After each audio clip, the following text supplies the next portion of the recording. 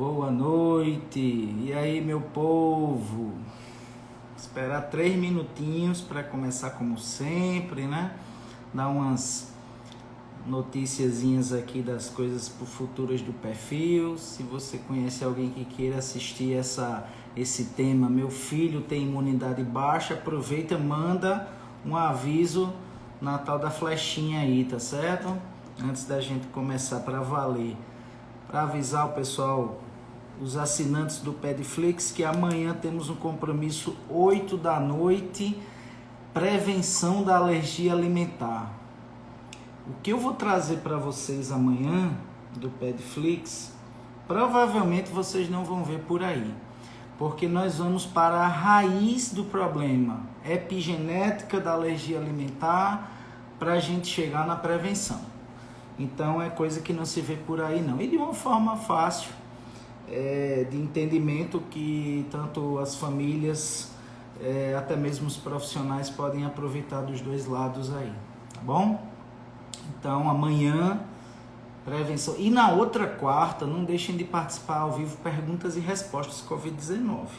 Fiz em dezembro, o povo estava nas festas, mas esse mês agora já dá pra gente fazer ao vivo perguntas e respostas só sobre Covid-19. Lá não tem moído, lá é só coisa séria, aula semanal, conteúdo, e-book que está pronto para sair na primeira semana de fevereiro, novidades, tá?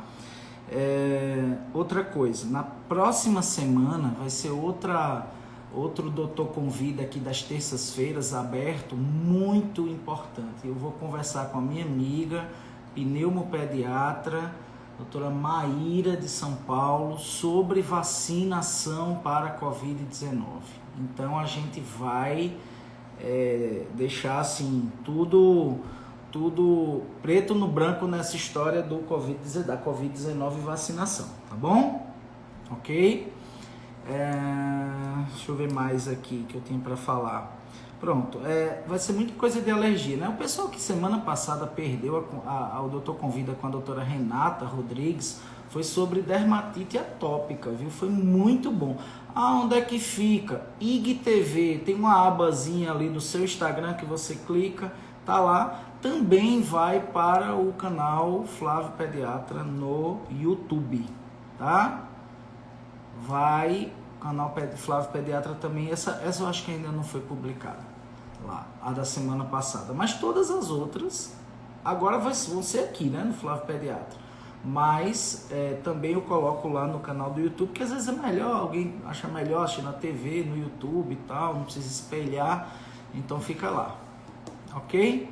Então, pessoal, vamos em frente. Eu vou, como sempre, desativar os comentários. Depois a gente, no final, se der tempo, reativa, para chamar a nossa convidada de hoje, a doutora Alessandra Jacob, que vai falar sobre meu filho tem problema de imunidade baixa. Isso aí é muito pedido, né?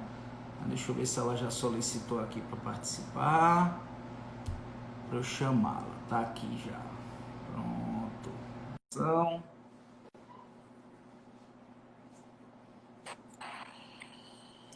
Olá, Alessandra, boa noite. Boa noite, tudo bem, doutor Flávio? Acho que tem que abrir seu áudio aí. Você está me ouvindo bem? Tô.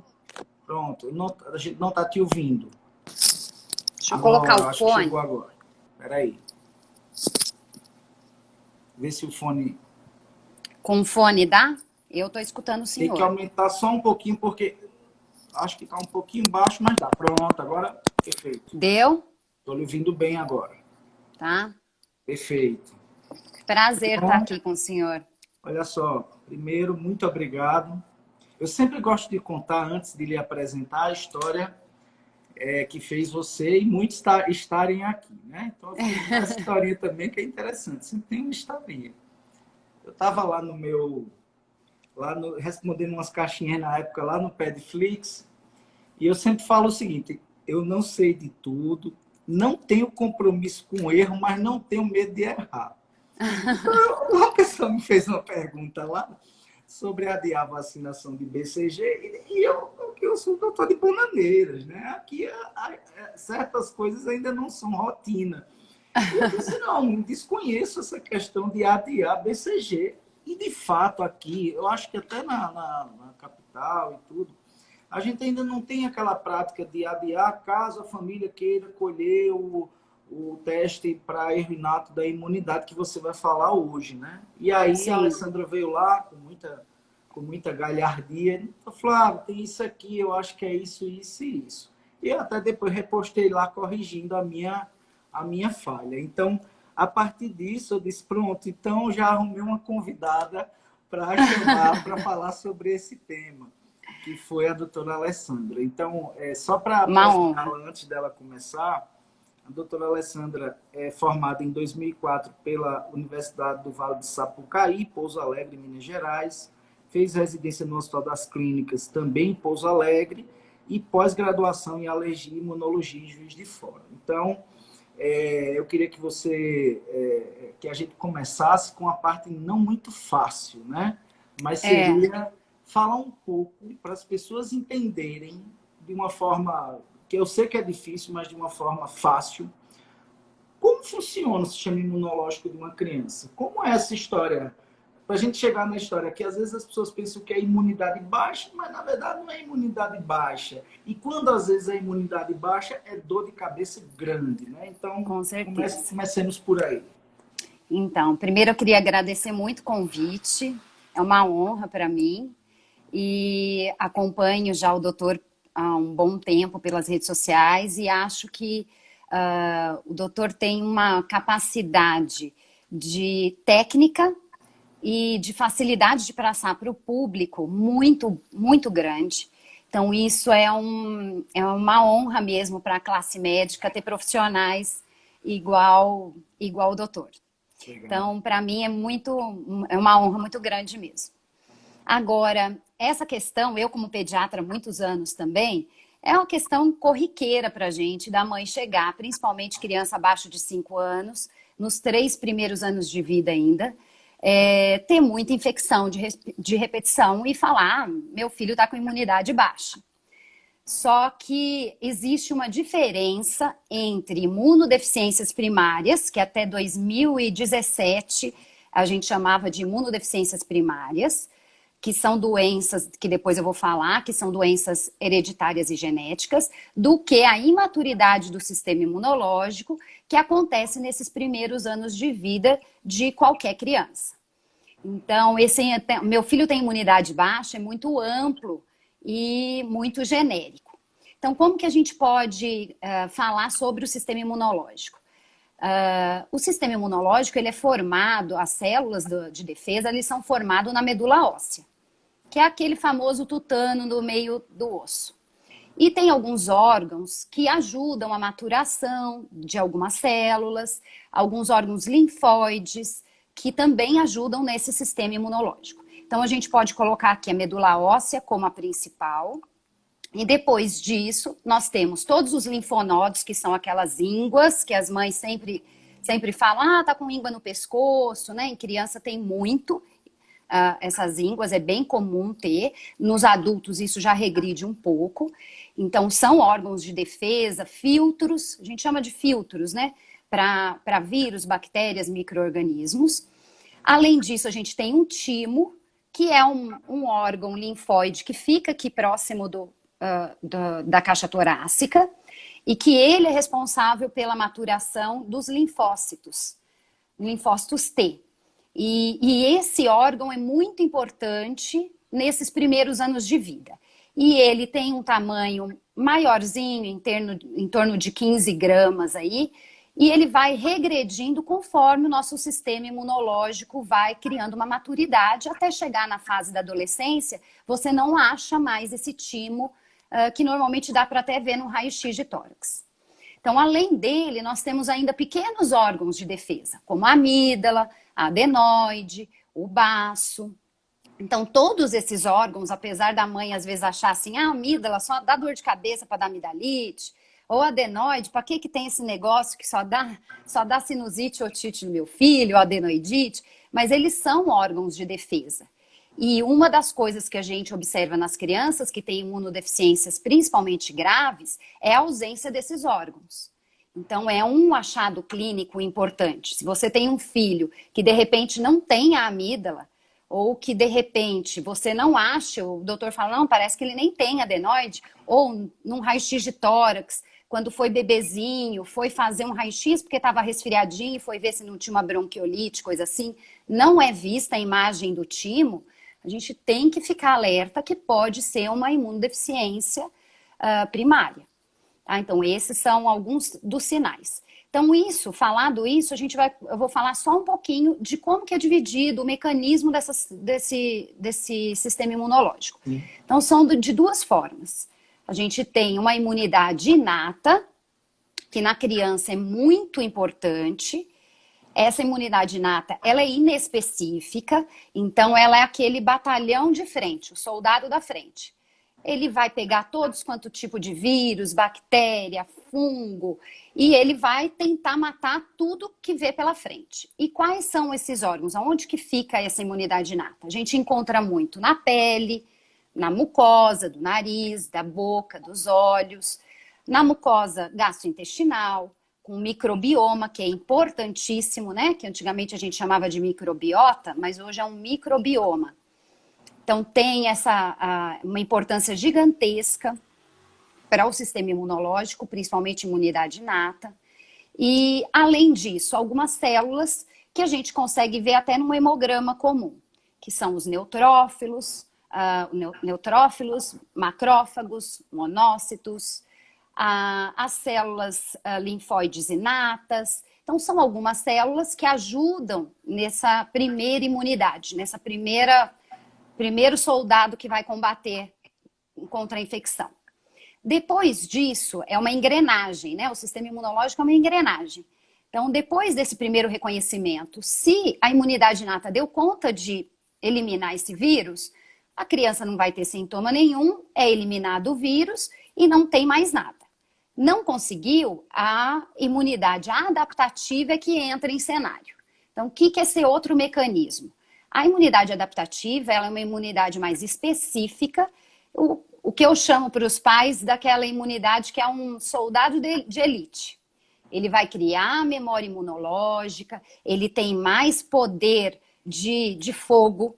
Então, e são compostos pelo linfócito T, que é a imunidade celular, e compostos pelos linfócitos B, que vai ser a nossa imunidade humoral, que são os anticorpos, que é o que a gente dosa aí agora, está dosando toda hora no sorologia para Covid, né?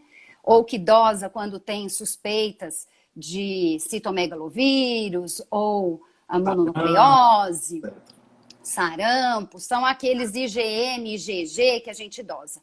Isso são os anticorpos. E junto com isso, IgE, né, das alergias, IgA, que é até do leite materno. Então, essa é a nossa imunidade humoral. Então, nisso a gente já fez o nosso sistema imunológico. A imunidade inata e a adaptativa composta pela imunidade celular e humoral. Então, falando isso, o que eu acho importante da gente falar aqui? De 0 a 7 anos, mais ou menos, a criança ela tem uma imaturidade de todo esse sistema. Então, ela precisa ter um tempo para conseguir criar eu falo que é uma reserva de todos os anticorpos contra vários vírus, bactérias, fungos, para ela depois começar a combater com mais facilidade sem ter sintoma. Então, nessa fase, é muito comum ter infecções de repetição, principalmente virais. Então, a média das crianças, aqui no Brasil e fora do Brasil, é uma média aí de 6 a 8 infecções virais por ano. Só que para a mãe isso é muito. Então, a hora que ela entra em contato com a criança, que principalmente a hora que ela é exposta a mais micro-organismos, quando entra na escolinha, ou quando começa a sair muito de casa, ter contato com muitas outras crianças, em festinha de família, ou em parques, a criança começa a ficar, parece que ela não para, né? É 15 dias, 20 dias, ela volta a ter outro resfriado. E aí ela chega no consultório do pediatra, lógico, falando, ó, tem alguma coisa com meu filho. Então a gente vai ter que saber diferenciar o que é só uma imaturidade do sistema imunológico do que é uma imunodeficiência primária. O diagnóstico de imunodeficiência primária é difícil de ser feito, não é fácil, mesmo tendo essa... na faculdade a gente aprende muito, os médicos saem da faculdade sabendo, mas a aplicabilidade é muito difícil. E até eu acho que não só a aplicabilidade, mas também às vezes o acesso, né? Eu falo porque eu sempre digo às pessoas, coloquem a perspectiva, por exemplo, a Alessandra está de certa forma mais próxima de um centro, né, maior, mas veja eu, por exemplo, um pediatra aqui numa cidade pequena do interior da Paraíba, muitas vezes você não tem acesso fácil aos exames que se tem uma demanda na hora que você suspeita de imunodeficiência. Deixa eu só fazer um comentário sobre essa primeira parte, sobre o funcionamento do sistema imune, porque as pessoas precisam entender que raramente nós conseguiremos evitar as infecções virais da primeira infância. Então, não tem muito aquela coisa de o que é que eu posso fazer, o que é que eu vou fazer um remédio para evitar. Bem, afora as doenças que são prevenidas por vacina, que graças a Deus nós as temos. Então, a geração de pediatras minha,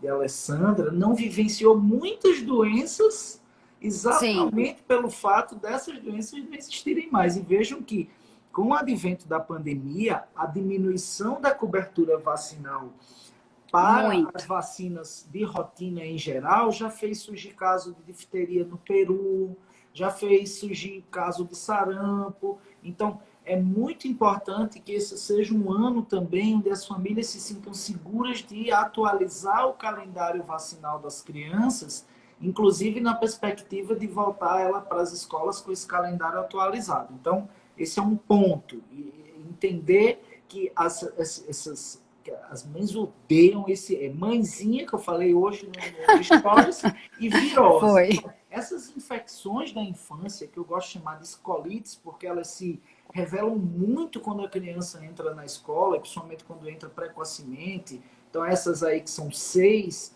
que é a média que tem na literatura, uma criança numa creche, no primeiro ano de vida, pode saltar para 10.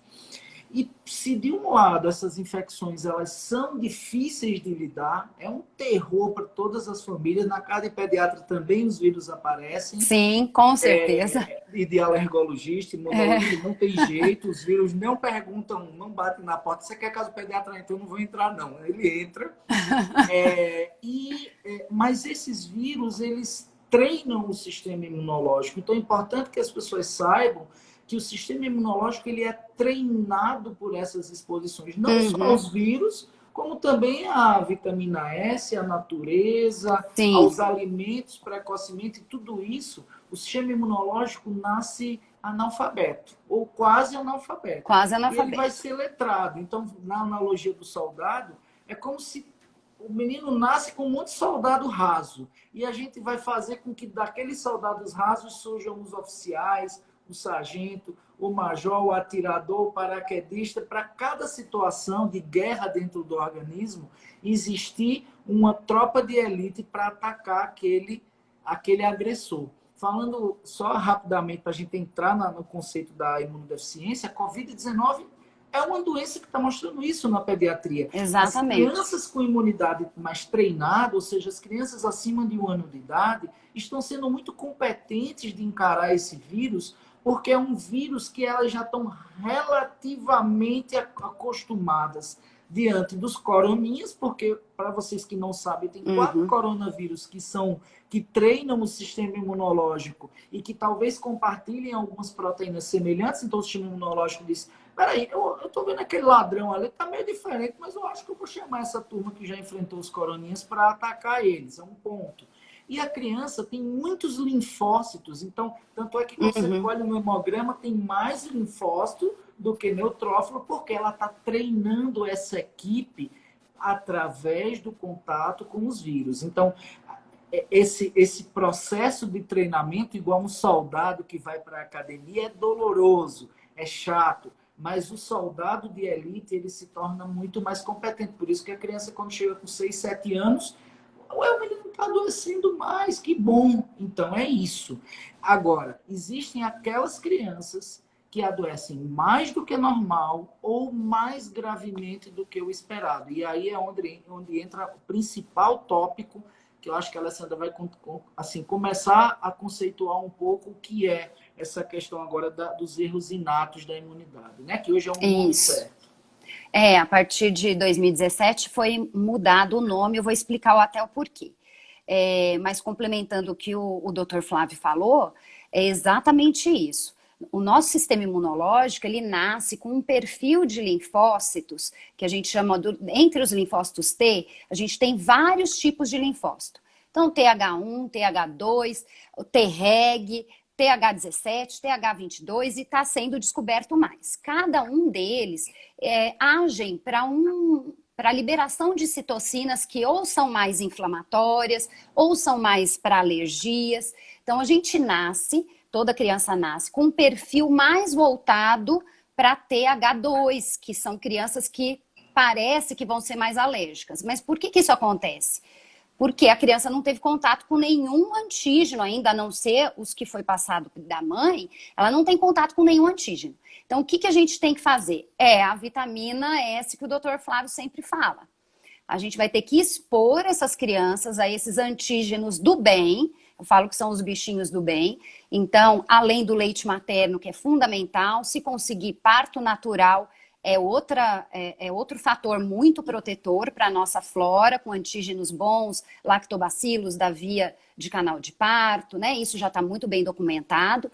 Além de alimentação, vitamina D, o sol. Evitar os antibióticos, evitar o excesso de sabonetes na pele, que tirem a proteção da pele. Passar bastante creme hidratante nos 3 primeiros meses de vida, que aí você consegue também proteger, porque a pele é um órgão de defesa também, com o seu microbioma, então isso é muito importante. Então, tudo isso que o Dr. Flávio sempre fala aqui no canal dele, tá o mais correto possível. Então, isso a gente tem que estimular e que, infelizmente, na nossa geração agora, diminuiu muito. Por conta do excesso de higiene, a gente tem medo de colocar as crianças no chão, porque vão adoecer. Colocou a mão no chão, colocou na boca. Ai, não pode. Então, não quer levar as crianças para esses contatos. E aí, a hora que entra na escola, não tem jeito. Ele vai ficar mais doente mesmo. E eu falo para as mães, ainda bem que fica mais doente, porque senão ele vai ficar mais alérgico. Então, a gente vai ter que escolher aí, né? Mas é lógico, a gente não quer que fique doente para perder peso, para ter uma qualidade de vida ruim. Né? Mas aqueles resfriadinhos comuns, é importante a criança ter sim. Só que a gente, como mãe, eu sei, porque eu também tenho 2 filhos, né? Passei por tudo isso também, é difícil, realmente é difícil.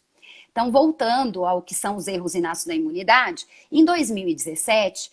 A União Internacional das Sociedades de Imunologia decidiu mudar a terminologia de imunodeficiências primárias para erros inatos da imunidade. E por que eles decidiram fazer isso? Porque imunodeficiências primárias a gente dá a noção de que é só deficiência. E hoje em dia, de 10 anos para cá, de 2010 para cá, foi realmente assim, uma evolução na imunologia. É assustador de ver o tanto de número de doenças que a imunologia descobriu. Então, eu que formei há mais tempo também, é uma coisa louca, né? Para a gente estudar tudo, o doutor Flávio deve saber. Viu? É difícil de acompanhar. Se está difícil para o especialista, imagina para o pediatra geral, geral como eu. Então, esses últimos anos, tá assim, é um descompasso. E realmente não existe, a gente vê hoje que não existe só doenças com deficiência, e sim com uma disfunção ou uma desregulação do sistema imunológico. Então, eles acharam mais adequado colocar como um erro inato e não uma deficiência. Então, por isso que foi mudado o nome. Então, falando sobre as imunodeficiências, e eu vou sempre falar imunodeficiências para ficar mais fácil para as mães, né? O que elas são caracterizadas? Elas são caracterizadas principalmente por defeitos genéticos e hereditários em qualquer parte do sistema imunológico. Então, pode ser na imunidade inata, ou na imunidade adaptativa, ou uma desregulação desses dois mecanismos. Tá? Então, nisso a gente pode incluir não só as imunodeficiências. Então, doenças autoimunes, doenças autoinflamatórias também entram dentro disso.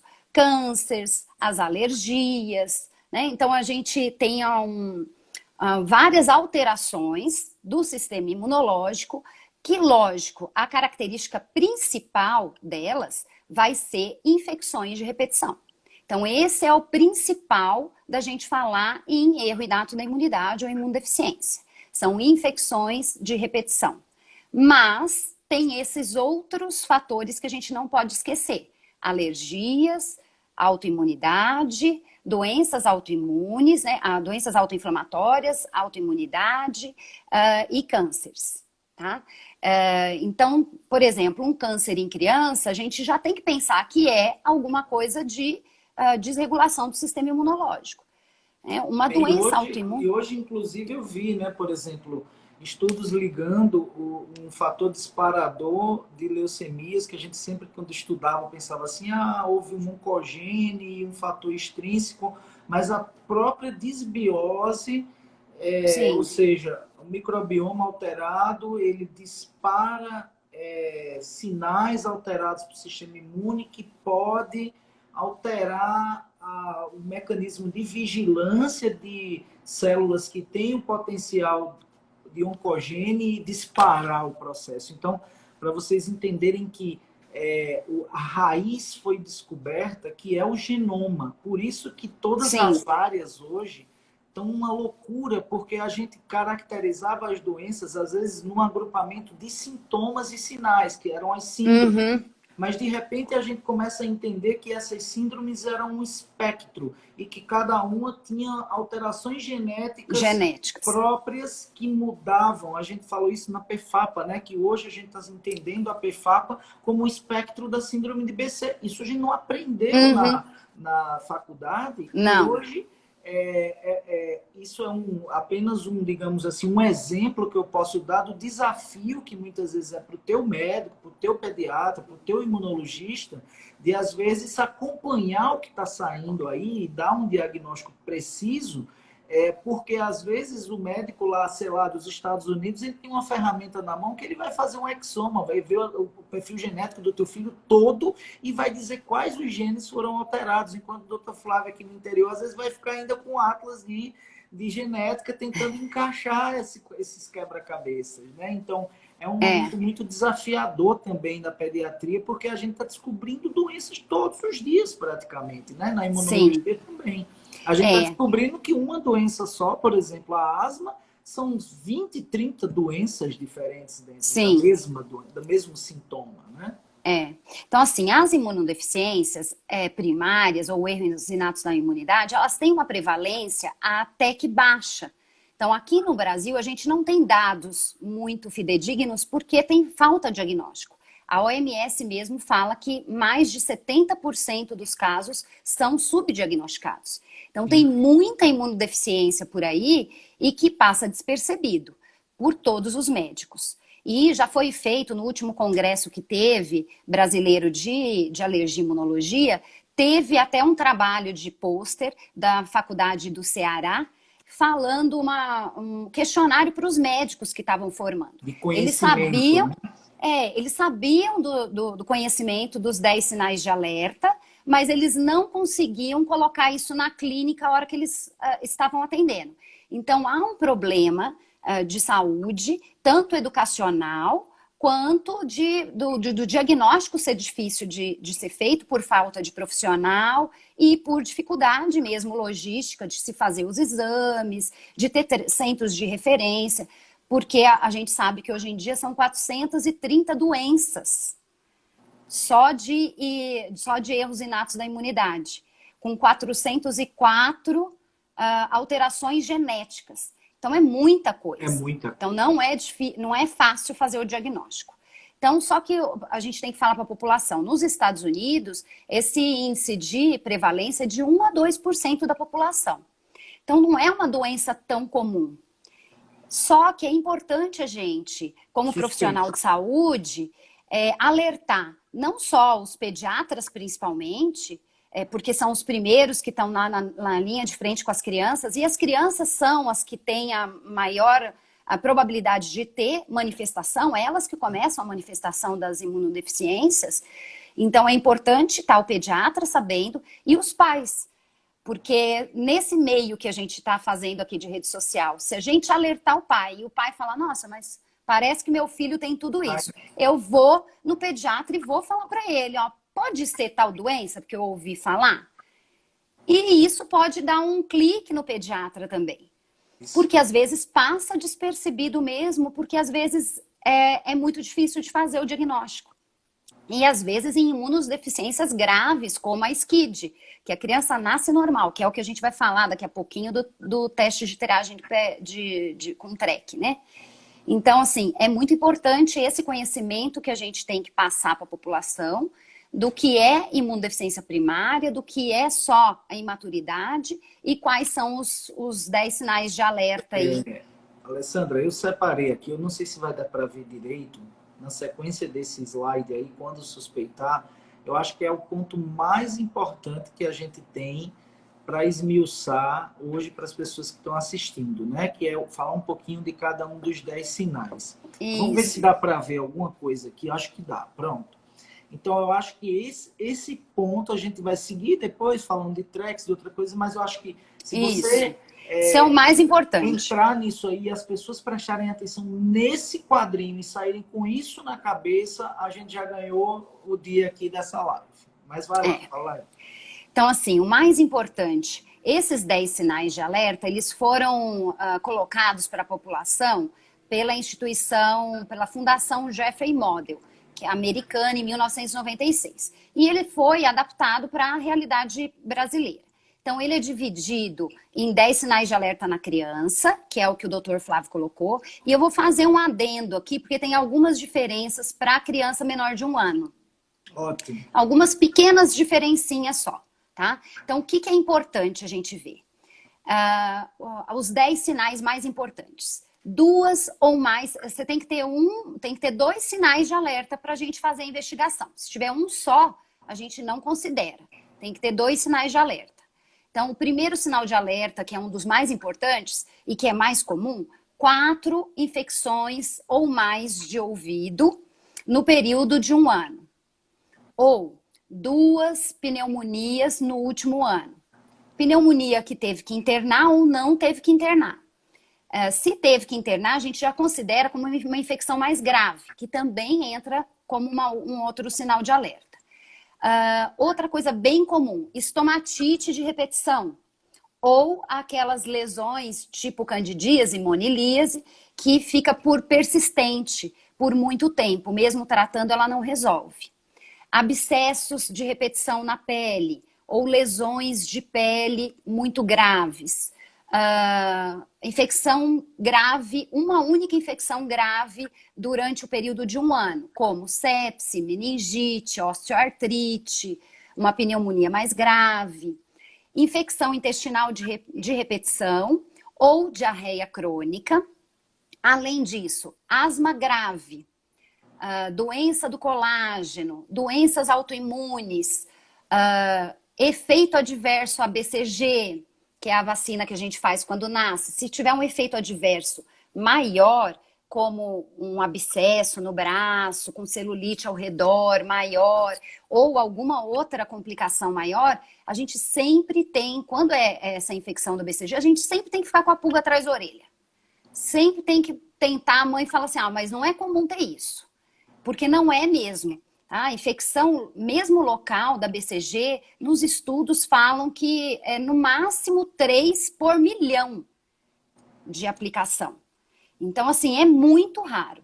Já quando tem erro inato da imunidade, isso sobe para até 34 casos para 1 milhão. Então, assim, aumenta muito. Então, sempre quando tiver reação adversa maior ao BCG que fez, né, que ficou muito grande, sempre falar para o pediatra, mas não pode ter alguma coisa na imunidade dele? Faz o pediatra também pensar nisso. Além disso, história familiar de imunodeficiência. Mas como que é difícil a gente fazer diagnóstico? Essa é uma pergunta que a gente tem que mudar um pouquinho. Então, assim, na família, teve alguém que morreu antes dos 5 anos de idade por infecção? Já teve alguma criança que morreu por infecção com menos de 5 anos de idade? Então, isso é história familiar de imunodeficiência. Porque, como é subdiagnosticado, ninguém vai saber, não tinha imunodeficiência, nem sabe o que é. Mas morreu de uma otite que complicou com meses, ou morreu de uma pneumonia, ou de uma meningite. Teve uma infecção no osso e terminou... E morreu. Então, isso é história familiar. Então, isso para a criança são os 10 sinais de alerta. Tá? Então, se tiver, por exemplo, um baixo crescimento, não está ganhando muito peso, a criança tem otite de repetição, vale a pena investigar. A criança vira e mexe, tem uma diarreia e tem estomatite na boca, vale a pena investigar. A criança teve efeito adverso ao BCG e teve uma infecção de pele por micobactéria, por fungo, vale a pena investigar. Agora, se for só resfriado, ela teve só resfriado, 6, 7 resfriados no ano, não precisou tomar antibiótico, às vezes tomou uma vez só, porque complicou de um resfriado, ou até 2 vezes no ano, e fica 5 dias ali com tosse, nariz escorre e tal, a gente não preocupa tanto. Então, a gente preocupa. E olha que vocês verem que nesses 10 sinais de alerta, a gente não falou em amidalite. A gente não falou em amidalite, nem sinusite para criança. No quadro de adulto, você até tem sinusite, mas no quadro de criança não tem sinusite. Então, é otites, pneumonias, infecções graves, asma grave, tá? Então, são doenças que normalmente as crianças não têm de repetição. Então, se tiver, vale a pena investigar. Tá? Então, essa é a diferença que eu acho que tem que todo mundo ficar em mente. Só colocando também, eu acho que entraria naquela asma grave ali, que é importante referir, aquele bebê chiador de dificílimo controle. Controle. Né? A gente sabe que a gente não tem asma muito facilmente diagnosticada, asma principalmente atópica, alérgica, no primeiro ano de vida, mas se a gente, é muito comum ter aquele bebê chiador resistente a qualquer tratamento, que tem crises que não melhoram, que está chiando direto, é um bebê que deve acender um alerta. Não é necessariamente, como a Alessandra bem falou, tem que ter mais de uma coisa aí, mas um bebê chiador grave, ele merece não só ir para o lado da doença congênita chamada fibrose cística, como também para o outro do erro inato da imunidade. E na imunologia, alergia, a asma grave em criança, a gente sempre investiga.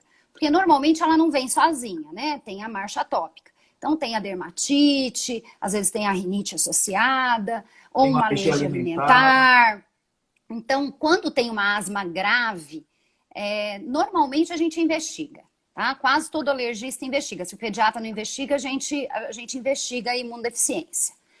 O que é importante de pequenas diferenças para crianças menores de 1 ano? Eu vou colocar aqui algumas coisas que às vezes as mães não percebem e os pediatras também não.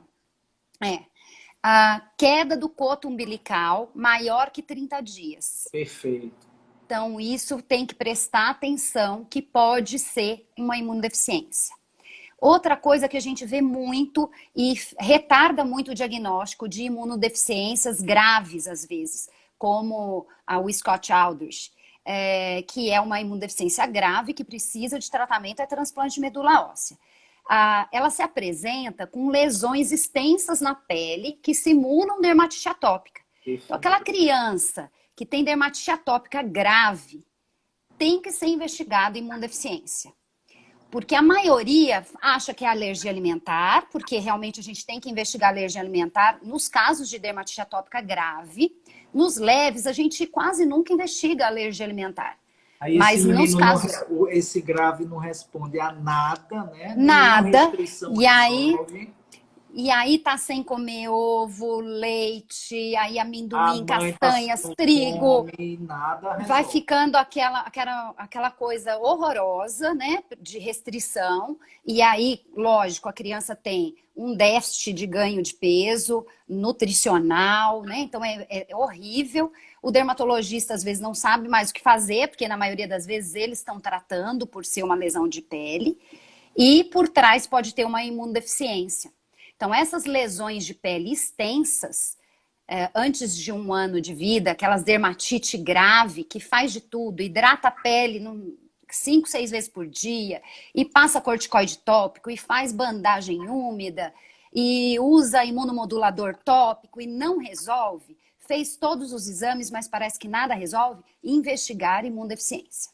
Tá? Além disso, cardiopatia congênita é um sinal de alerta também, principalmente daquelas alterações dos vasos da base. E diabetes mellitus, que não é comum nessa idade. Então, se tiver diabetes mellitus antes de 1 ano de idade, cardiopatia congênita, queda do coto umbilical de mais de 30 dias, ou leucocitose, que é aquele aumento do número de leucócitos no hemograma, muito persistente, sem nenhum sinal infeccioso, são outros sinais para a gente ficar alerta para a imunodeficiência Deixa eu tirar antes de só 1 ano de idade. uma dúvida. Falando desse item 9, existe muita preocupação com O a criança fenótipo, né? que tem síndrome de Down, né? Da questão da associação com maior frequência, não só do lado do erro inato, como também das discrasias sanguíneas, por deficiências Sim. medulares, etc. Essas são crianças que precisam se enquadrar nos outros itens. Qual é o Down? Porque às vezes tem aquele Down, tipo, a criança Que não não tem se alteração. enquadra aí, né? Ele não tem cardiopatia, ele não infecta de repetição muito severamente, mas sempre surge, né, essa preocupação em relação à imunodeficiência. Porque a gente sabe que o Down tem uma deficiência funcional da própria Funcional. síndrome, dificuldade na questão da resposta antioxidante, eles não conseguem ter uma resposta tão boa, mas isso é uma coisa. Eu falo assim, da incidência dos erros inatos associados mesmo. Então, ele entra com um fenótipo de clínica de sindrômico, né? Então, como se fosse um sinal de alerta. Ele precisaria de mais. Mas a gente sabe que tem cardiopatia associada, né? Congênita, que é muito comum no Down. Então, normalmente, se a gente vê que está tendo um déficit no ganho de peso, do crescimento, aquela criança que não está indo muito bem, a gente investiga.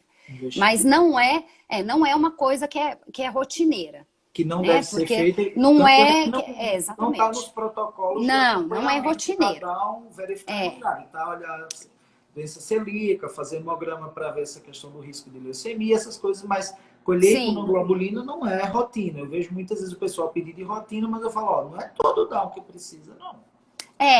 Às vezes você pode até fazer de rotina numa criança a dosagem de imunoglobulinas, né?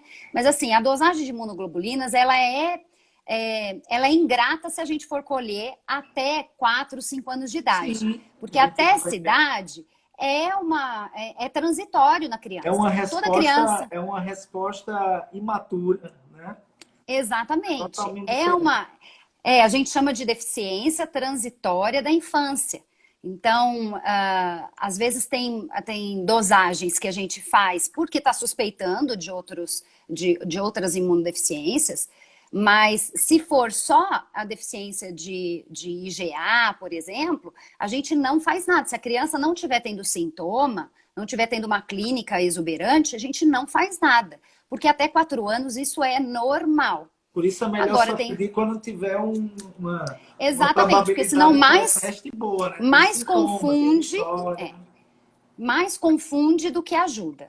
Né? E a gente tem que lembrar também que o leite é rico em IgA.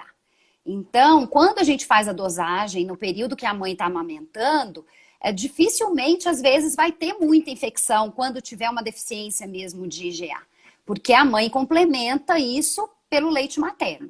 E a gente vai começar a perceber que essas crianças podem ter alguma imunodeficiência por deficiência de IgA, que é a mais comum, é a deficiência de IgA, tanto para crianças quanto para adulto.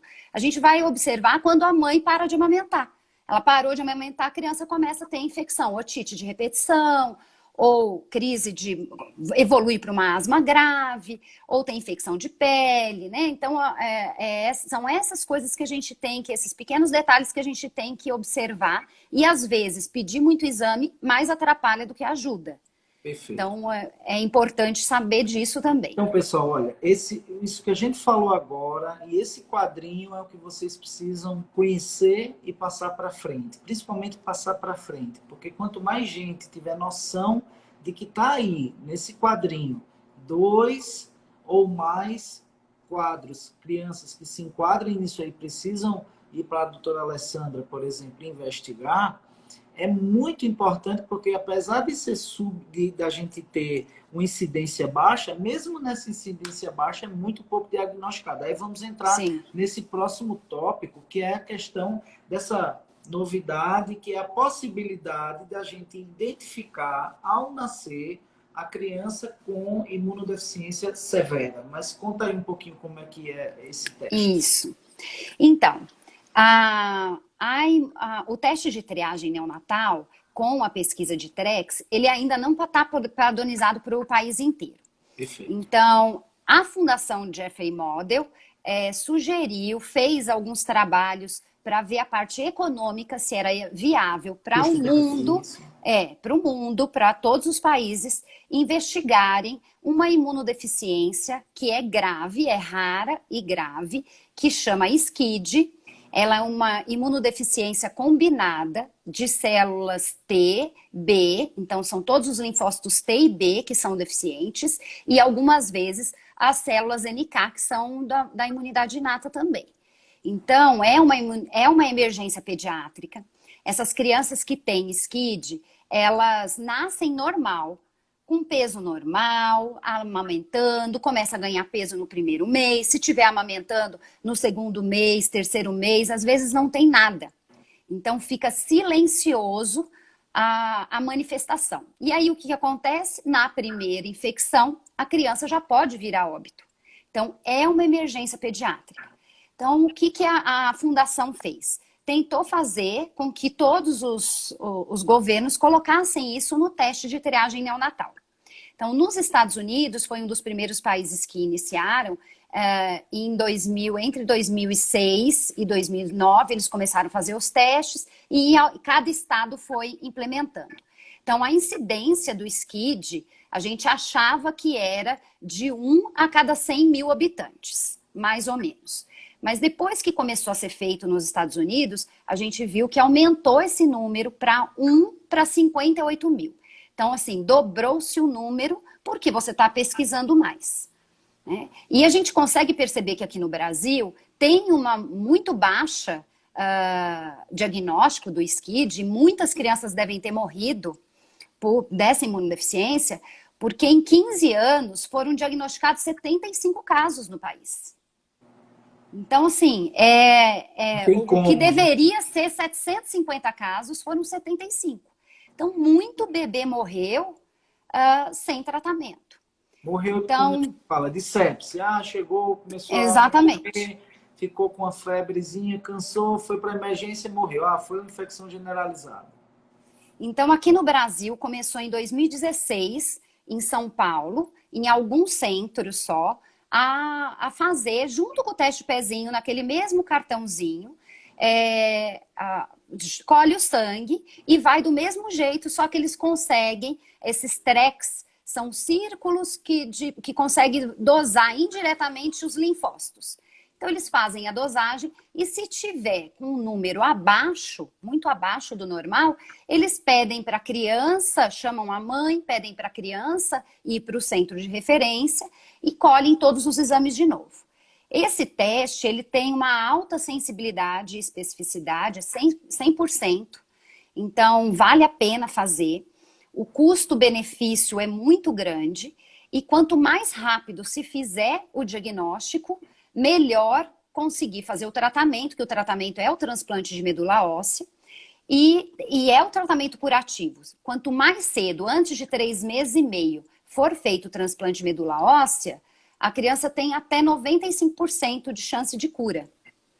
E quanto mais você vai demorando nesse diagnóstico e no tratamento e definitivo, curativo, você vai perdendo. Chega em torno aí de 6 a 9 meses, se você demorar esse tempo todo para fazer, a 50, 40% de chance da criança sobreviver depois do transplante de medula óssea.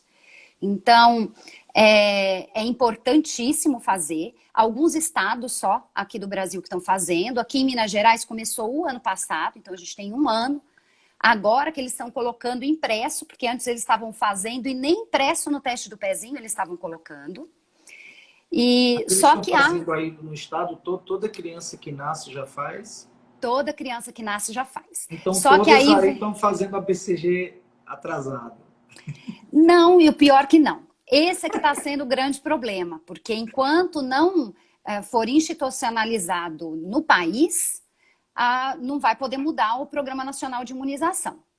E aí, qual que é o problema de fazer a BCG? A BCG é um bacilo, né? É uma vacina para o Mycobacterium da tuberculose, protege contra as formas graves da tuberculose.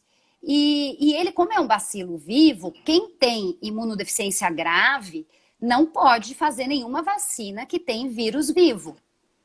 Ou bacilo, ou fungo vivo, bichinho vivo, porque ele não tem como responder àquele bichinho. Ele não tem infecção, ele não Então não tem pode imunidade fazer. nenhuma. Rotavírus tem uma discussão, mas não pode Mas fazer normalmente a febre gente não faz amarela, nenhuma né? vacina. Não pode fazer tríplice viral, tetraviral, e não pode fazer a Cachumba, BCG. catapora, febre amarela. Na verdade, a maioria, quem tem essas imunodeficiência grave, não faz vacina nenhuma, porque na maioria das vezes não é nem que tem alguns casos que não pode mesmo ser contraindicado, mas é difícil até de formar anticorpos. A criança não consegue formar linfócitos B, que são os anticorpos. Então não compensa fazer. Então, o tratamento até o transplante de medula óssea é imunoglobulina com antibiótico terapia de profilática contínua.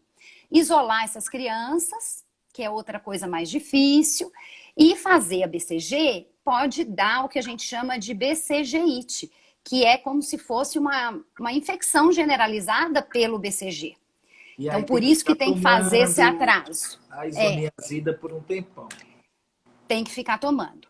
E o que até o senhor tinha me perguntado, né? Acho que não, quando a gente conversou no direct, as complicações, quando você tá com um diagnóstico de SCID e fez a BCG sem saber, foi feito um estudo no final do ano passado que foi colocado. Esse estudo.